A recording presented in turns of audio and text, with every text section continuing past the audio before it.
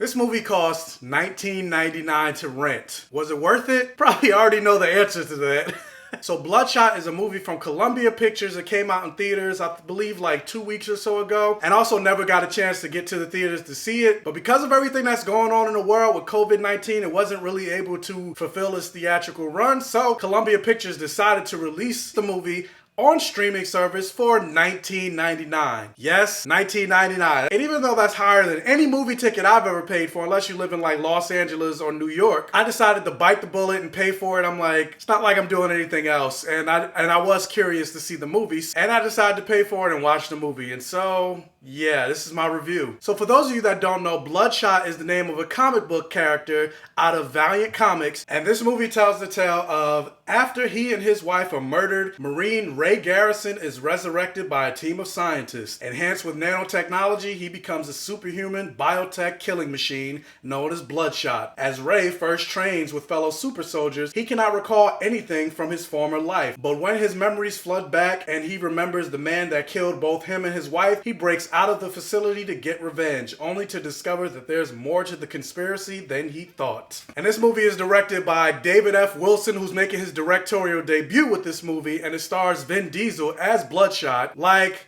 do yourself a favor, if you haven't seen the trailer for this movie and you're curious to see this movie, don't watch the trailer and watch the movie. I think you will probably have a much better time with this movie than if you've seen the trailer. Because if you've seen the trailer, there's no point in seeing this movie because there were absolutely no surprises. All the surprises that were in this movie, the major twists, were all in the trailer. And even when I saw the trailer, I was just like, why the hell would they even, why would they show that? And I tried to give the movie the benefit of the doubt, and I was like, okay, well maybe they're trying to lead with this big twist in the trailer, making you think you know the entire movie, but in reality you only know half the story. There's another twist on top of the twist that makes the movie worth going to, but that wasn't the case with this movie. And I'm trying not to say too much of what it is, because just in case there are people watching this review that haven't seen the trailers, even though if it's in the trailer it's pretty much fair game for me to talk about. But considering the whole COVID-19 situation, and there are a lot of things that people are catching up on and trying to watch because of the sheer amount of boredom, I'm not gonna say what it is, but I was just like, why would this movie even do that? So for me, this movie was super predictable because, again, everything was in the trailer. And then not only that, like, but I'm sorry, but Vin Diesel, he's just not that good of an actor. Like, him as Bloodshot was not that compelling. Every line that he read was so monotone, and it was all on the same level with him talking with everything, and it was just like, could we get an acting coach on set, bro?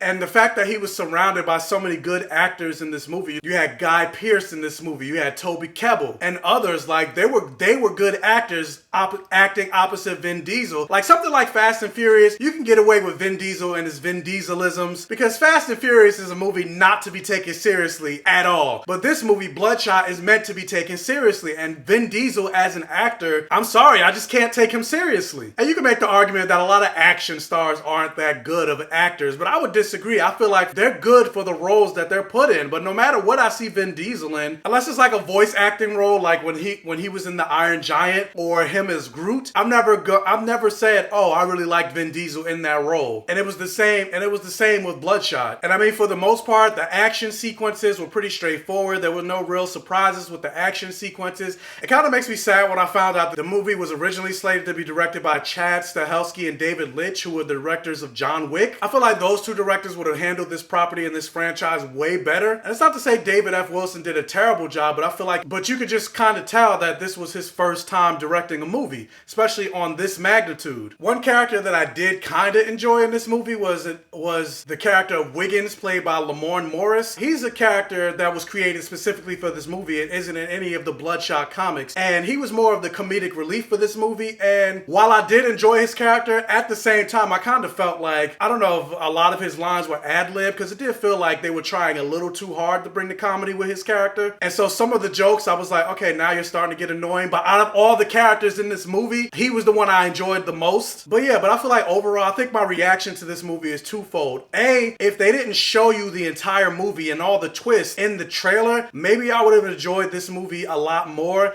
And then B, if I didn't decide to pay $19.99 to rent this movie, and that's the thing about the release for this movie. It'd be one thing if I paid $19.99 to own it, kind of like what Disney and Pixar did for Onward. Onward is now currently released on streaming. I also reviewed that, which you can click the link up here to watch my review of Onward. But if you were to watch Onward, you purchased it and you now own it. But with Bloodshot, $19.99 was just to rent the movie. After like 3 or 4 days or whatever, the movie's gone. I don't own it anymore. And that's a lot of money to just rent a movie. So that's another thing. If the trailers didn't give away the whole movie and I also didn't have to pay $19.99 for this movie, which I don't feel like it was worth it, I would have probably said Bloodshot broke even. But because the trailers gave away the whole movie and I paid $19.99 for it, I would say for me, Bloodshot was a miss. But maybe you guys had a completely different reaction to Bloodshot. So have you guys seen it? What did you think about it? Let me know down in the comment section below. Also, if you can't hit that thumbs up button and like this video, it'll really help out the channel. And if this is your first time watching one of my videos, please check out the other videos on my channel. And if you like what you see, please subscribe for more